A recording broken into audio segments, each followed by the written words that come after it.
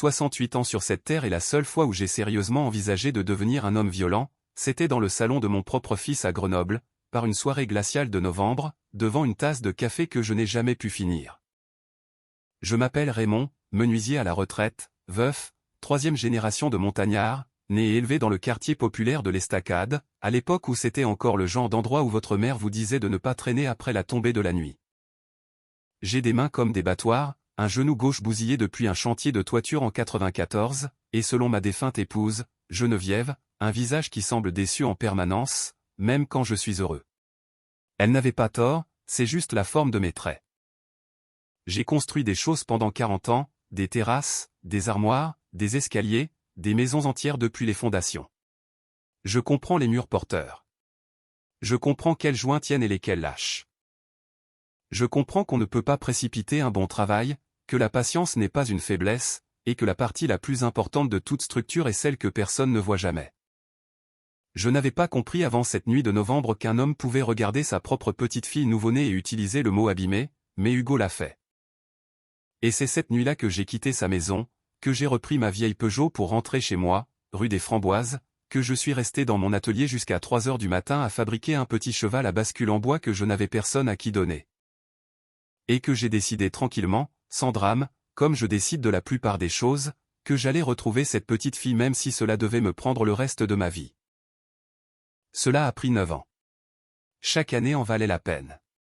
Hugo, mon fils, 41 ans à la fin de cette histoire, directeur régional pour un cabinet d'immobilier commercial dans le centre de Lyon. Beau de cette manière tranchante et impatiente qui fait croire aux gens qu'il est compétent avant même qu'il n'ouvre la bouche. Il a hérité son ambition de moi et sa froideur de quelque part que je n'ai toujours pas identifié. Sa mère disait toujours qu'il était sorti du ventre en train de calculer. Elle le disait avec tendresse. J'ai arrêté de le dire avec tendresse vers le mois de novembre de cette année-là. Juliette, la femme d'Hugo. Mince, prudente, le genre de femme qui s'excuse avant de vous demander de passer le sel. Elle a accepté l'adoption comme elle acceptait la plupart des choses. Hugo décidait en silence, elle gardait les mains jointes et la mâchoire serrée. Je l'ai blâmé tout autant pendant 9 ans. Puis j'ai découvert quelque chose qui a rendu toute l'équation plus compliquée. J'y reviendrai plus tard. Camille, ma petite fille, née un jeudi matin au CHU de Grenoble, avec 3 semaines d'avance, les yeux de sa grand-mère, le menton têtu de son arrière-grand-mère et une surdité bilatérale profonde que les médecins ont identifiée en 48 heures. Elle pesait 2,8 kg. Je l'ai tenue exactement 1 heure avant que le monde ne bascule. Elle sentait le neuf. Elle a enroulé son poing entier autour de mon index et ne l'a plus lâché. Hugo l'a qualifiée d'abîmée. Je l'ai appelée la meilleure chose que j'ai jamais touchée. Bastien, 14 ans quand je l'ai rencontré. Sourd de naissance, vif comme un ciseau à bois fraîchement affûté, plus drôle que n'importe qui de son âge n'avait le droit de l'être, et portant une colère particulière qui vient du fait de grandir dans un monde qui vous sous-estime constamment. Il n'avait pas de père présent. Il a commencé à traîner autour de mes séances de bénévolat à l'atelier comme un chat errant qui prétend ne pas avoir besoin de vous tout en ayant clairement besoin. Il a tout changé sans jamais le vouloir. Geneviève, ma femme, partie 6 ans après le début de mes recherches. Un cancer du sein. Rapide et impitoyable comme les hivers alpins le sont. Elle m'a fait promettre 3 jours avant la fin que je n'arrêterais pas de chercher. Je lui ai dit que je n'avais jamais envisagé d'arrêter. Elle a souri et a dit, « Je sais, je voulais juste t'entendre le dire. » Je lui parle depuis, surtout dans l'atelier où la sueur est si épaisse qu'elle ressemble à une présence. Voici l'appel téléphonique qui a tout déclenché. Hugo m'a appelé cet après-midi-là et m'a demandé de passer. Lui et Juliette vivaient dans les hauteurs de Mélan, là où les terrains sont plus grands, où les allées accueillent 2 voitures allemandes et où les gens mettent des statues décoratives sur leur perron. Le genre de quartier qui vous donne l'impression que tout est ordonné, correct et parfait. Rien de cette nuit-là n'était parfait. Juliette a ouvert la porte, on aurait dit qu'elle avait pleuré pendant des heures et qu'elle prétendait le contraire. Je l'ai remarqué. Je remarque toujours ce genre de choses. Je ne savais simplement pas encore sur quoi portaient les pleurs. Hugo était debout dans le salon. Les gens se tiennent debout quand ils s'apprêtent à annoncer une nouvelle sur laquelle ils ont déjà décidé que vous n'auriez pas votre mot à dire. « Papa, a-t-il dit, nous devons te dire quelque chose au sujet du bébé. » Le bébé avait 3 jours, était encore à la maternité. J'y avais été tous les jours, collant mon visage à la vitre de la pouponnière comme un idiot amoureux, ce que j'étais. Qu'est-ce qu'elle a? Hugo a regardé Juliette. Juliette a regardé le sol. Hugo m'a regardé à nouveau. Elle est sourde, papa. Profondément sourde, des deux oreilles. Les médecins l'ont confirmé ce matin. Et nous avons pris une décision. Nous la donnons à l'adoption. La procédure est déjà lancée. Il n'y a rien. Je n'ai pas entendu la suite de la phrase. Non pas parce que je suis sourd, mais parce que quelque chose s'est produit dans ma poitrine, un bruit si fort qu'il a tout étouffé. Une sorte de rugissement interne, comme un éboulement en haute montagne. Qu'est-ce que tu viens de me dire? Papa, écoute. Qu'est-ce que tu viens de me dire? Il s'est redressé. Il a fait cette chose qu'il fait depuis ses 16 ans, il a redressé les épaules, son visage est devenu inexpressif et il est devenu très calme, de cette façon qui signifie qu'il a pris sa décision et que vos sentiments ne font pas partie du calcul. Nous ne pouvons pas élever un enfant abîmé, papa. Nous ne sommes pas équipés. Nous ne connaissons pas la langue des signes. Nous n'avons pas les ressources ou la force. Ce n'est pas un jugement. C'est pratique. Elle fait 2,8 kg, elle a les yeux de ta grand-mère et tu te tiens dans ton salon en la traitant d'abîmée. Papa. Elle a enroulé sa main autour de mon doigt, Hugo. Silence. Juliette a émis un son qui n'était pas vraiment un mot. La mâchoire d'Hugo s'est contractée. L'adoption est déjà organisée, a-t-il dit. Adoption plénière, privée. C'est fait. Il n'y a rien que tu puisses faire. J'ai regardé mon fils pendant un long moment. Je l'ai vraiment regardé. J'ai essayé de retrouver quelque part dans ce visage le garçon à qui j'avais appris à utiliser un rabot. Je ne l'ai pas trouvé. J'ai posé ma tasse de café sur sa jolie table d'appoint très soigneusement pour ne pas l'envoyer à travers sa jolie baille vitrée. J'ai mis mon manteau, j'ai marché vers la porte. Papa, ne fais pas ton mélodrame. J'ai fermé la porte derrière moi. Pas un claquement, juste une fermeture nette et définitive, comme un assemblage bien fait. Je suis rentré chez moi par l'obscurité grenobloise, le froid de novembre rendant déjà la route glissante, les montagnes invisibles derrière les nuages. Je suis allé à l'atelier, j'ai construit un cheval à bascule, j'ai parlé à Geneviève, qui était encore bien vivante à ce moment-là et qui pouvait donc me répondre, et qui a dit très doucement depuis l'embrasure de la porte, « Retrouve-la, Raymond. » Je le ferai, j'ai dit. Je ne savais pas encore combien de temps cela prendrait. Je ne savais pas encore ce que cela coûterait. Je ne savais pas encore que la réponse se trouvait à 30 km de là, dans un tiroir de cuisine, dans une enveloppe à mon nom, depuis 9 ans. Mais je m'avance. De la première à la 3e année après la naissance de ma petite fille, je me suis instruit. Le centre de formation de Grenoble proposait des cours de LSF, la langue des signes française, le lundi et le mercredi soir. 40 € la séance. Le cours avait lieu dans une salle éclairée par des néons qui sentaient le feutre effaçable et la moquette industrielle. La première nuit où j'y suis entré, j'étais entouré de jeunes de 20 ans qui suivaient le cours parce qu'ils pensaient que ce serait intéressant. Je le suivais parce que quelque part, une petite fille ne pouvait pas entendre et que personne dans sa famille biologique n'avait pris la peine d'apprendre à lui parler. Et j'avais décidé que j'allais être l'exception. L'instructrice, une femme sourde nommée Pascal, qui communiquait par un interprète pendant les 3 premières séances jusqu'à ce qu'elle décide que nous étions prêts pour l'immersion, m'a regardé ce premier soir avec une expression que je connaissais. C'est l'expression que les gens réservent aux vieux chiens dont ils ne sont pas sûrs qu'ils puissent apprendre de nouveaux tours. J'ai appris tous les tours. Je suis menuisier. Je comprends que vos mains sont vos outils, que la précision compte, que la mémoire musculaire se construit par la répétition et qu'il n'y a pas de raccourci. Je pratiquais les signes dans mon atelier pendant que je travaillais. Je pratiquais au supermarché, bougeant mes doigts contre ma cuisse en attendant à la caisse. Je pratiquais dans la voiture sur le chemin des chantiers. J'ai rendu Pascal folle avec mes questions. Elle a fini par arrêter de me regarder comme un vieux chien et a commencé à me regarder comme quelque chose qui la surprenait. À la 2e année, je pouvais tenir une conversation. À la 3e année, je rêvais en langue des signes. Geneviève trouvait cela hilarant. « Tu n'as pas pu apprendre l'espagnol en 20 ans malgré mes demandes », disait-elle un jour en riant devant son café matinal. Elle était en bonne santé et magnifique en cette 2e année. Une petite fille, et soudain tu es un linguiste. J'ai traversé la table pour poser ma main sur la sienne. Cela n'avait pas d'importance avant, j'ai dit. Elle a souri tristement. Non, j'imagine que non. Je ne savais pas encore qu'il ne me restait plus que 4 ans de matin comme celui-là. Les détectives privés ont été une perte collective de 5 000 € et de ma patience. Le premier, un gars nommé Gérard qui opérait depuis un bureau dans une zone commerciale entre un salon de manucure et un comptable, a pris 2 000 € en 3 mois et est revenu avec un dossier contenant des informations que j'aurais pu trouver moi-même sur Internet. Le deuxième m'a été recommandé par un ami et a duré 6 mois avant de m'informer dans un email très professionnel que les adoptions plénières en France étaient extraordinairement difficiles à pénétrer légalement et qu'il ne pensait pas pouvoir m'aider davantage. Je l'ai remercié, j'ai classé tout ce qu'il m'avait donné et j'ai continué. J'ai assisté à chaque événement de la communauté sourde en Isère, le festival annuel de sensibilisation à la culture sourde, des spectacles scolaires à l'Institut pour jeunes sourds, des collectes de fonds, des repas partagés, des représentations théâtrales, des offices religieux. Je suis devenu un visage familier dans des espaces où j'étais manifestement un étranger.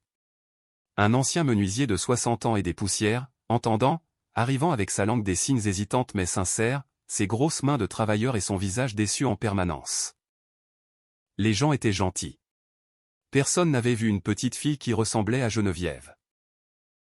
Geneviève est morte en l'an 6, en février. Les montagnes étaient enterrées sous la neige, la lumière était mince et grise, la chambre d'hôpital sentait l'antiseptique et les fleurs que nous avions apportées 3 jours plus tôt commençaient déjà à faner. Elle m'a tenu la main et m'a dit de trouver Camille. Je lui ai dit que je le ferais. Elle m'a dit de ne pas faire l'idiot avec mon régime alimentaire après son départ. Je lui ai dit que je ne pouvais pas le promettre. Elle a souri, a fermé les yeux. Je suis rentré chez moi sous la neige et je lui ai parlé tout le long du trajet. Je le fais encore. Hugo est venu aux funérailles. Juliette a pleuré. Nous nous tenions au cimetière sur les hauteurs de la ville, avec toute la vallée s'étendant sous nos pieds comme une excuse. Et Hugo a posé sa main sur mon épaule et a dit, « C'était une grande femme, papa. » Je ne lui ai pas dit ce que je faisais. Je ne lui avais pas dit depuis 6 ans.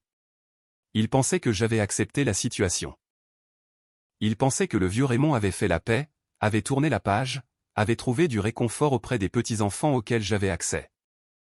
Les 2 plus jeunes d'Hugo, un garçon et une fille, parfaitement sains, parfaitement entendants, grandissant dans la maison des collines sans savoir qu'une sœur existait. Penser à cela me contracte toujours la mâchoire. J'ai continué mes recherches. Je me suis inscrit sur tous les registres de retrouvailles que j'ai pu trouver. Des bases de données nationales, des communautés en ligne. J'ai posté des avis soigneusement rédigés dans des bulletins de la communauté sourde. Rien pendant 9 ans. Rien. Et puis j'ai commencé à faire du bénévolat à l'école des sourds de la ville. L'année 9, l'année où j'ai rencontré Bastien. L'école se trouvait dans une rue calme du quartier des Grands Boulevards, à 10 minutes de chez moi. Ils avaient besoin de bénévoles pour leur programme périscolaire. Quelqu'un avait mentionné qu'ils essayaient de lancer un atelier de menuiserie et qu'ils n'avaient pas d'instructeur. Je m'y suis présenté un lundi après-midi de mars avec mon propre jeu d'outils et absolument aucune attente, si ce n'est d'être utile. Bastien était assis au fond de l'atelier, les pieds sur un établi qui n'était pas le sien, mangeant des chips avec la désinvolture agressive d'un adolescent qui veut vous faire savoir qu'il n'est pas intéressé. Il avait 14 ans, les cheveux sombres, nerveux, portant un sweat à capuche qui avait connu de meilleures décennies. Il a levé les yeux quand je suis entré, m'a jaugé en 2 secondes et a signé avec l'éloquence particulière d'un gamin qui a été sous-estimé toute sa vie. « C'est toi le menuisier ?» « Ouais », j'ai répondu en signant. « C'est toi le gamin qui mange des chips sur mon établi ?» Il a regardé ses pieds, a relevé la tête, un petit sourire. Disparu presque immédiatement parce qu'il avait une réputation à maintenir. « Ta langue des signes est plutôt bonne, a-t-il signé, pour un vieux. »« Tes manières sont plutôt mauvaises, » j'ai répondu. « Pour n'importe quel âge. » Il a ri, n'a pas pu s'en empêcher. Il a couvert cela par une toux qui n'a trompé personne. Nous allions bien nous entendre. Bastien avait les mains de quelqu'un qui serait bon dans ce genre de travail. Des mains patientes, précises, des mains qui voulaient s'occuper. Sa situation familiale était compliquée, il en parlait de manière détournée plutôt que directe, comme le font les enfants quand ils ont honte de circonstances qui ne sont pas de leur faute. Sa mère cumulait 2 emplois. Son père était un concept plutôt qu'une personne. Il prenait le bus tous les jours depuis un quartier HLM. Il a commencé à rester tard après le départ des autres enfants. Nous travaillions et signions en même temps, ce qui demande une coordination spécifique qu'il trouvait hilarante quand je me trompais. Il m'a appris de l'argot. Spécifiquement le genre d'argot signé que Pascal au centre de formation n'avait absolument pas abordé et que je ne reproduirai pas ici parce qu'une partie était vraiment inappropriée et que j'étais 50 ans trop vieux pour l'utiliser sans avoir l'air d'avoir fait un AVC. Je ne lui ai pas dit pourquoi j'étais vraiment venu à l'école. Je ne l'ai dit à personne. C'était un coup de chance si lointain qu'il était pratiquement invisible. Puis, un jeudi après-midi d'octobre, 9 ans et 11 mois après le début de mes recherches, Bastien m'a montré une photographie sur son téléphone. Il faisait défiler des photos d'un week-end de groupe de jeunes sourds au lac de Monténard. Des feux de camp, des kayaks, beaucoup d'enfants faisant des grimaces à la caméra. Il me montrait cela parce qu'il était sur l'une d'elles, en plein rire, sincèrement heureux d'une manière qu'il n'admettrait jamais en personne. Je souriais à sa photo quand mon regard s'est déplacé vers l'arrière-plan. Une fille légèrement floue se tenait au bord du groupe avec un mug dans les mains, disant quelque chose à la personne à côté d'elle. En pleine phrase, en plein rire. Elle avait la mâchoire d'Hugo. Elle avait les yeux de Geneviève. Elle avait le menton têtu d'une femme de 4 générations auparavant vue sur une photo sur ma cheminée. Ma main s'est figée complètement. Qui ? J'ai signé, et mes mains n'étaient pas tout à fait stables. Qui est-ce à l'arrière ? Bastien a jeté un coup d'œil à la photo. Oh, c'est Camille. Elle est dans mon groupe du samedi au centre social de la rue des Alliés. Pourquoi ? J'ai regardé la photo pendant 3 secondes de plus. Pas de raison, j'ai signé. Bonne photo. Je me suis excusé, je suis sorti sur le parking, je me suis assis sur le capot de ma camionnette dans le froid d'octobre, les montagnes devenant orange et or derrière la ville, l'air sentant la fumée de bois et l'hiver approchant, et j'ai regardé le ciel pendant longtemps. Geneviève, j'ai dit à voix haute à personne, à tout. Tu ne vas pas croire ça. Je n'ai pas pleuré. Je ne suis pas du genre à pleurer. Mes yeux ont fait quelque chose qui n'était techniquement pas pleurer. Passons. D'octobre à novembre de l'an 9. Je n'ai pas précipité les choses. Tout ce que j'ai précipité dans ma vie, je l'ai regretté. Les assemblages à queue d'aronde. L'éducation d'Hugo. Cette conversation sur un second mariage que j'avais failli avoir en 87 avec une femme de Chambéry. La patience est l'essence du jeu. J'ai demandé à Bastien avec désinvolture au cours de la semaine suivante de m'en dire plus sur son groupe du samedi, qui le dirigeait, où exactement il se réunissait, ce qu'il faisait. Bastien, qui n'était pas stupide, m'a lancé un regard qui disait qu'il soupçonnait quelque chose mais qu'il ne savait pas quoi, et a répondu à mes questions parce qu'il me faisait confiance. Le groupe se réunissait au centre social de la rue des Alliés. Le samedi matin, organisé par une femme nommée Patty, qui était une militante pour l'éducation des sourds, ouvert aux jeunes sourds de Grenoble, âgés de 10 à 17 ans. Environ 15 enfants réguliers. J'ai demandé à Bastien s'il accepterait de me présenter un jour comme son instructeur de menuiserie, comme ça, juste comme quelqu'un qu'il connaissait. Tu veux rencontrer quelqu'un du groupe ? A-t-il signé ? Ce n'était pas une question. Peut-être, j'ai signé. Il m'a étudié pendant un long moment avec ses yeux sombres et vifs. C'est Camille ? Je n'ai pas répondu immédiatement. Raymond, a-t-il signé ? Est-ce que c'est à cause de cette photo ? J'ai pris une inspiration, j'ai posé le rabot que je tenais, j'ai regardé ce gamin de 14 ans qui était entré dans ma vie comme une pièce de puzzle dont je ne savais pas qu'elle manquait. J'ai besoin que tu me fasses confiance, j'ai signé. Et j'ai besoin que tu saches que si tu fais ça, et que j'explique tout après, tu comprendras pourquoi. Peux-tu faire ça ? Longue pause. Bastien était silencieux de cette façon qui signifiait qu'il réfléchissait vraiment, qu'il ne jouait pas la comédie. Ouais, a-t-il fini par signer ? D'accord. Il nous a présenté un samedi matin de fin octobre. Le centre social sentait le vieux café et la cire à parquet. Les fenêtres donnaient sur la rue où les bouleaux étaient devenus nus, et la première vraie neige de la saison essayait de se décider. Je l'ai vue à travers la pièce avant que Bastien ne m'atteigne. Elle était plus grande que je ne l'avais imaginé, 13 ans et déjà une prestance comme si elle possédait chaque pièce où elle entrait. Cette confiance spécifique qui ne vient pas de l'arrogance, mais du fait d'avoir décidé à un moment donné que l'opinion du monde sur vos limites n'était pas son problème. Elle signait rapidement à une autre fille, riant, ses mains bougeant avec la fluidité pratiquée de quelqu'un pour qui c'était une langue maternelle et non une courtoisie. J'ai pensé, te voilà, tout simplement. Pas de fanfare, pas de rugissement dans ma poitrine cette fois. Juste un calme profond qui s'installe, comme une fondation trouvant la roche-mère. Camille, Bastien a signé en tapotant son épaule. C'est Raymond. C'est le menuisier dont je t'ai parlé. C'est lui qui m'a appris à fabriquer le bol. Elle s'est retournée, m'a regardé avec les yeux de Geneviève, a tendu la main, pas pour un signe de la main, pour une vraie poignée de main, comme quelqu'un de sérieux. Bastien dit que c'est vous qui lui avez appris à fabriquer le petit bol en bois, a-t-elle signé après que j'ai serré sa main. C'était un très bon travail.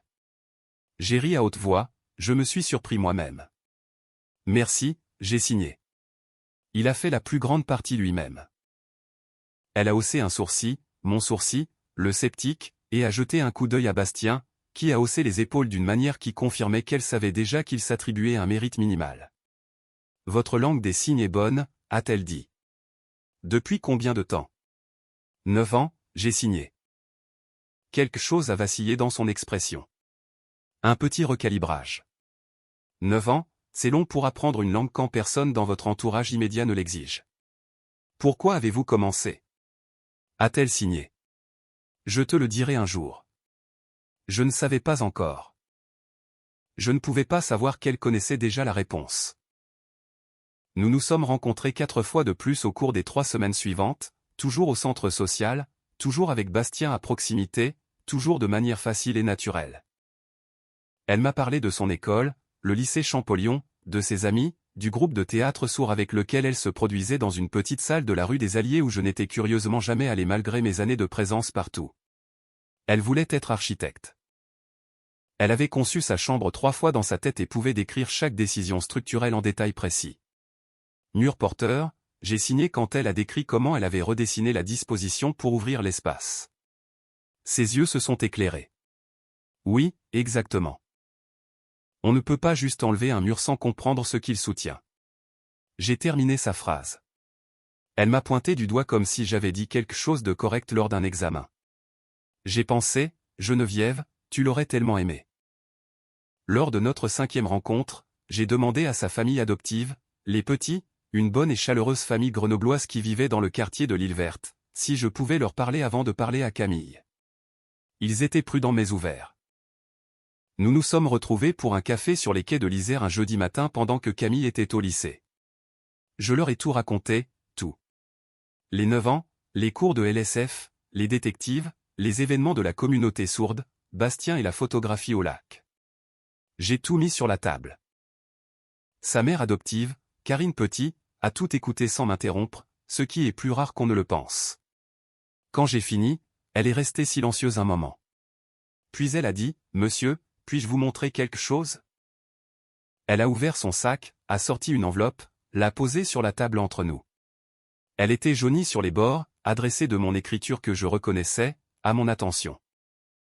Mon ancienne adresse, la maison que j'avais vendue après que Geneviève soit tombée malade pour me rapprocher de la famille d'Hugo. Mon nom écrit de la main de Juliette. Mes mains se sont figées pour la 2e fois en 9 ans. C'est arrivé environ 6 mois après l'adoption, a dit Karine doucement. Transmis par l'agence. Nous avons supposé qu'on vous avait dit comment nous contacter directement et que vous aviez choisi de ne pas le faire. Nous l'avons gardé parce que, je ne sais pas pourquoi nous l'avons gardé.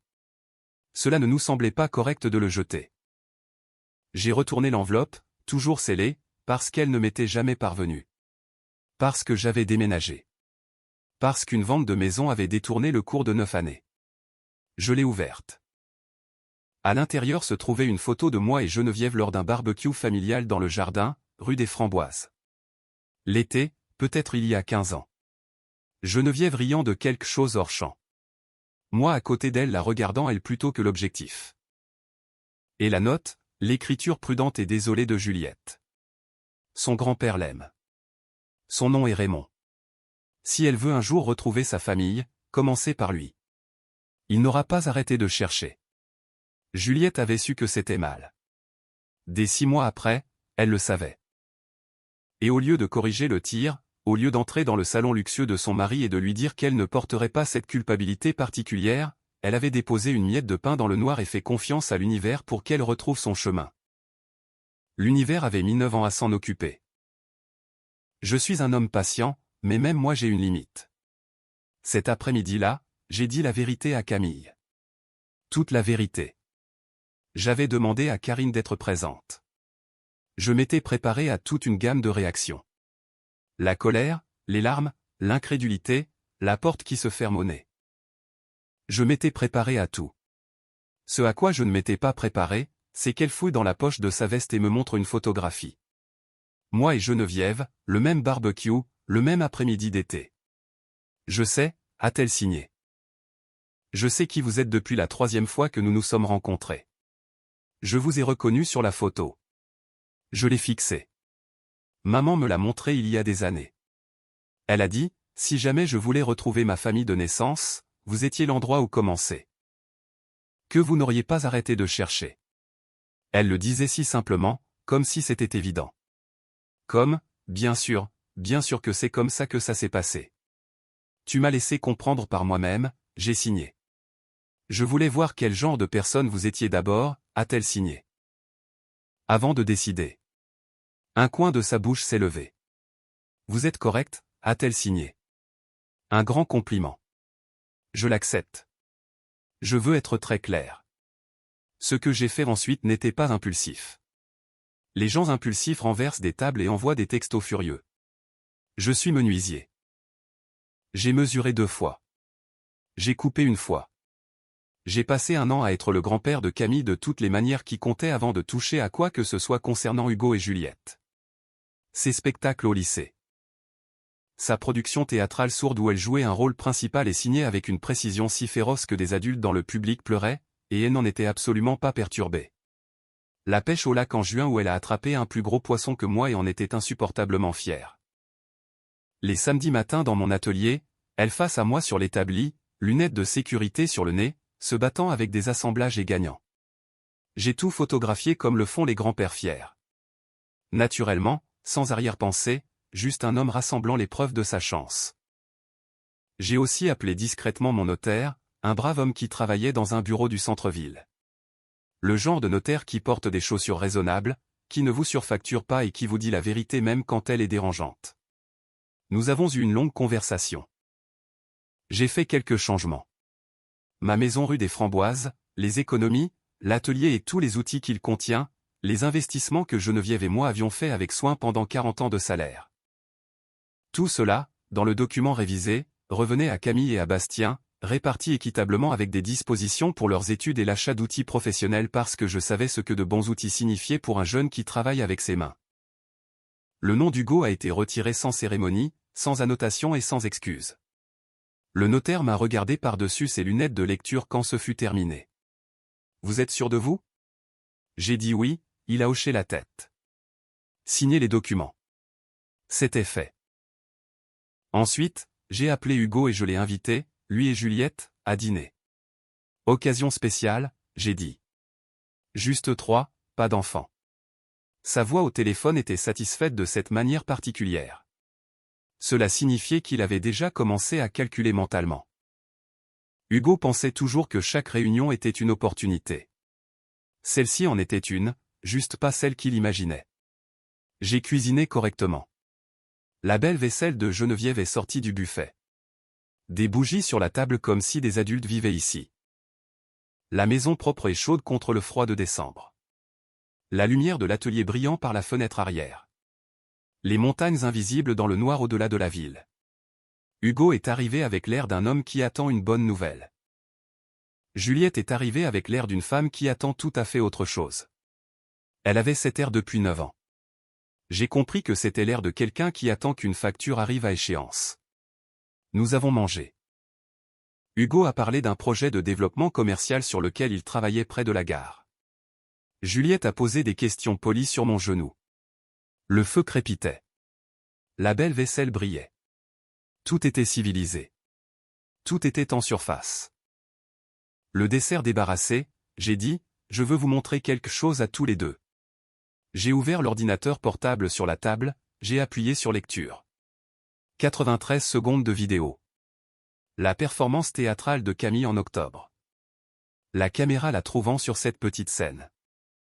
Signant un monologue avec cette sorte de grâce féroce et spécifique qui fait oublier de respirer au public. Son visage à la fin éclairé, triomphant, complètement et entièrement vivant. Le silence s'est installé dans la pièce comme il s'installe quand quelque chose de réel y pénètre.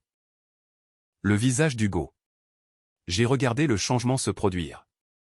Les couleurs s'en allant, la mâchoire se desserrant, les yeux faisant le calcul, sa mâchoire à elle, les yeux de sa mère, le menton têtu de la photo sur ma cheminée, et arrivant à une réponse pour laquelle il n'était pas prêt. La main de Juliette est allée à sa bouche. Elle a émis un son qui n'était pas un mot. J'ai fermé l'ordinateur, j'ai rempli à nouveau ma tasse de café, je me suis rassis, j'ai laissé le silence faire son œuvre. Hugo a retrouvé sa voix en premier. Elle est sortie de travers, petite. C'est elle? J'ai dit, elle s'appelle Camille. Elle a 14 ans, elle est sur la liste d'honneur du lycée.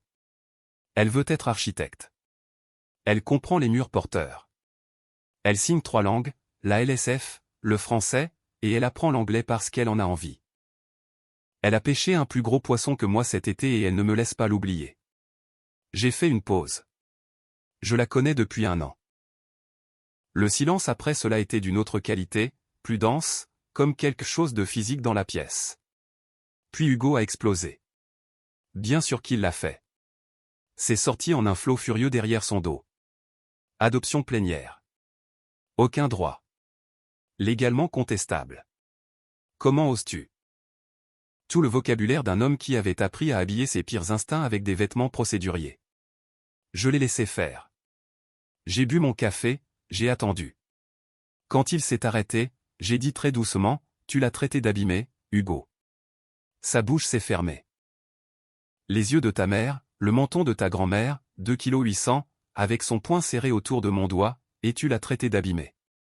Je veux que tu vives avec ce mot pour le reste de ta vie. Chaque fois que tu penseras à cette nuit, je veux que tu t'entendes le dire. Je me suis tourné vers Juliette. Elle pleurait déjà. Pas les pleurs polis. Le genre de pleurs retenus depuis 9 ans derrière un barrage de complicité et de culpabilité silencieuse. Tu savais, j'ai dit.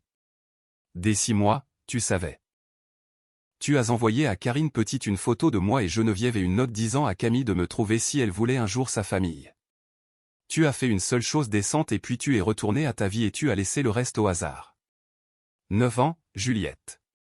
9 ans de hasard. Elle n'a pas nié. Elle ne pouvait pas. Je sais, j'ai dit, que tu es désolé. Tu as toujours été désolé. J'avais juste besoin que tu saches que le désolé, dans ce cas, avait un taux d'intérêt de 9 ans. Hugo s'est tourné vers elle. Puis je l'ai regardé assimiler que sa femme avait su quelque chose qu'il ignorait, avait fait quelque chose à son insu, avait porté un secret qui compliquait son récit soigneusement arrangé de praticité vertueuse.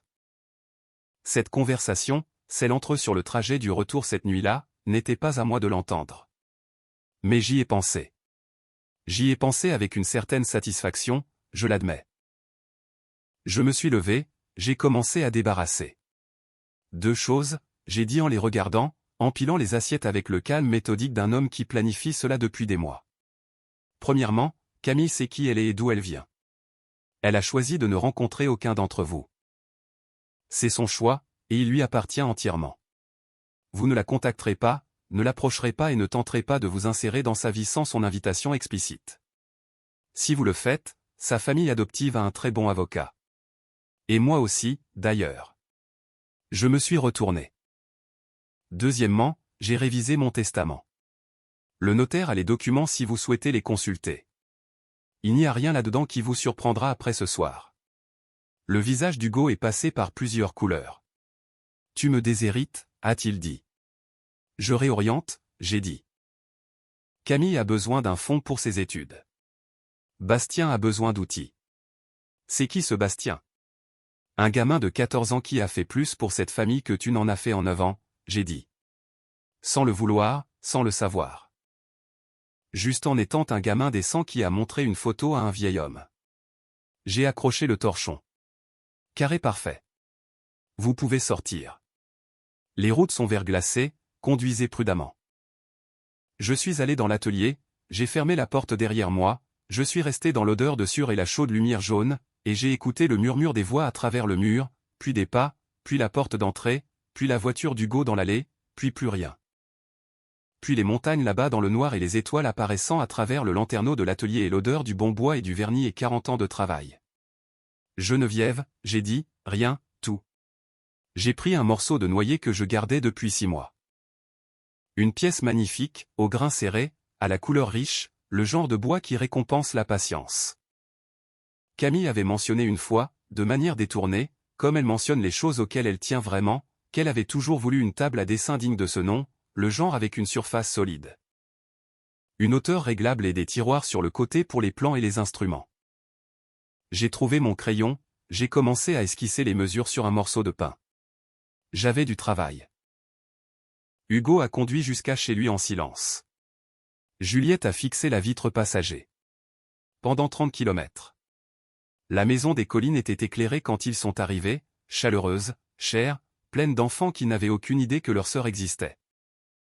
Hugo est resté dans la cuisine pendant un long moment après que Juliette soit montée, debout, avec son beau manteau, sans l'enlever, juste debout. Je le sais parce que la fille cadette d'Hugo, Mara, 12 ans et déjà plus perspicace que son père, m'a dit lors d'un appel téléphonique 3 semaines plus tard que son papa avait été bizarre et silencieux et qu'elle s'inquiétait pour lui. Je lui ai dit qu'il traversait quelque chose et qu'il irait bien, ce qui était au moins à moitié vrai. Dans les mois qui ont suivi, Hugo a commencé à remarquer des choses qu'il n'avait jamais remarquées auparavant. Une femme sourde signant à sa fille dans la file d'attente au supermarché. Un groupe d'adolescents sourds riant dans le bus. Leurs mains pleines de langage, de couleurs et de vitesse. Un homme à la gare signant à un interprète sur son téléphone, complètement autonome, parfaitement fluide, tout à fait normal. Il m'a appelé en février. J'ai laissé sonner. Il a rappelé en mars. J'ai écouté le message, long, inconfortable, la voix d'un homme qui avait répété et qui ne trouvait toujours pas les bons mots. Et puis je n'ai pas rappelé. Pas encore. Peut-être jamais. Cette horloge tourne au rythme de Camille, pas au mien. Juliette a écrit une lettre à Camille par l'intermédiaire de Karine Petit. Elle n'a pas demandé pardon. Elle n'a pas demandé de relation. Elle a juste mis les choses sur papier. La culpabilité, la lâcheté, la seule lettre qu'elle avait envoyée dans le noir et ce qu'elle avait espéré qu'elle puisse faire.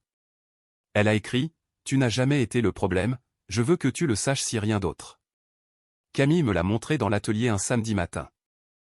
Ses lunettes de sécurité relevées sur le front, des copeaux de bois dans les cheveux.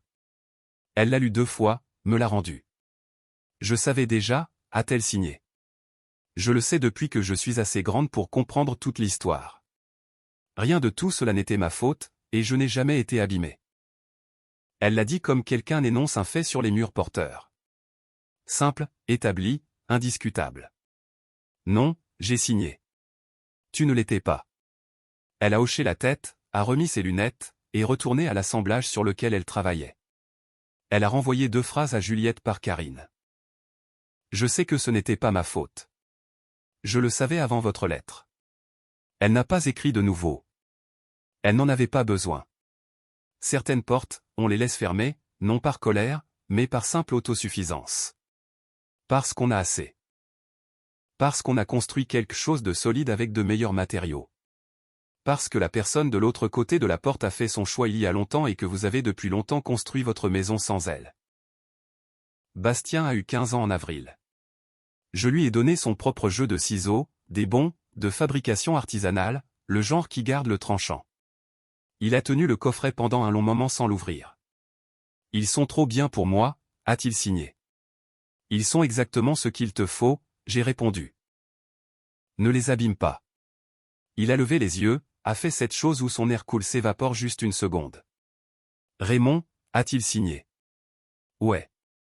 Merci d'être resté tard tous ces lundis. Tu es resté aussi, j'ai signé. Il a haussé les épaules, a ouvert le coffret de ciseaux et s'est mis au travail. Le mois de mai à Grenoble est le secret le mieux gardé de la région. Les arbres redeviennent verts d'un coup comme s'ils avaient attendu pour faire leur entrée. Les montagnes verdissent au-dessus de la limite des neiges et la lumière dure jusqu'à presque 10 heures du soir. de cette longue manière dorée qui fait comprendre pourquoi les gens restent ici malgré les hivers et l'obscurité et le froid qui s'insinue dans les os en novembre et ne part pas complètement avant maintenant. Samedi matin, mon atelier rue des Framboises. La table à dessin est terminée. En noyer, solide comme une fondation. Hauteur réglable. 3 tiroirs avec des assemblages à queue d'aronde fait main sur chacun. C'est la plus belle pièce que j'ai faite en 20 ans, peut-être de toute ma vie. Camille se tient de l'autre côté de l'établi, lunettes de sécurité sur le nez, travaillant sur un petit meuble qu'elle conçoit depuis 3 semaines. Sa propre conception. Des lignes épurées, des assemblages intelligents, rien de superflu. Elle prend une décision pour un joint de coin, l'exécute, le brandit. Ajustement parfait. Les 2 pièces s'emboîtent sans aucun espace. Elle me regarde par-dessus ses lunettes. Parfait, signe-t-elle. Je lui prends des mains. Je le tourne. L'assemblage est serré, droit et tout à fait correct. Le grain correspond. Elle a réfléchi à ça. Je lui rends. Je hoche la tête une fois. De la façon dont on hoche la tête quand quelque chose n'est pas seulement bien, mais bon. Tu tiens ça de moi, je signe. Elle lève les yeux au ciel avec l'exaspération affectueuse de quelqu'un qui a déjà entendu ça. Elle se remet au travail. Dans un coin de l'atelier, à peine visible sous un drap, se trouve le cheval à bascule en bois que j'ai construit la nuit où je suis rentré du CHU il y a 14 ans. Avec rien d'autre qu'une paire de mains de menuisier et une décision. Poussiéreux, patient, attendant toujours. Camille l'a repéré il y a 3 semaines et a posé des questions. Je lui ai raconté l'histoire. La nuit de novembre, la tasse de café posée soigneusement pour ne pas la jeter. La séance de construction à 3 heures du matin. Le vernis à l'aube. Elle est restée silencieuse un moment. Vous l'avez fait cette nuit-là? Pour qui l'avez-vous fait? Je l'ai regardée. Elle m'a regardé. Oh, a-t-elle signé? Elle a regardé le cheval à bascule pendant un long moment. Puis elle a signé, je veux le restaurer. Le donner à ma petite cousine. Je lui ai dit que c'était une excellente idée. Geneviève aurait dit la même chose. Hugo n'a plus jamais reçu d'invitation à dîner. Il a continué à en attendre une. Il a continué à laisser des messages vocaux de cette voix prudente et répétée. Je les ai tous écoutés. Ils sont devenus plus courts au fil de l'année. Le dernier, en octobre, disait juste « Papa, je voulais juste, je ne sais pas quoi dire. Je suis désolé. » 14 secondes.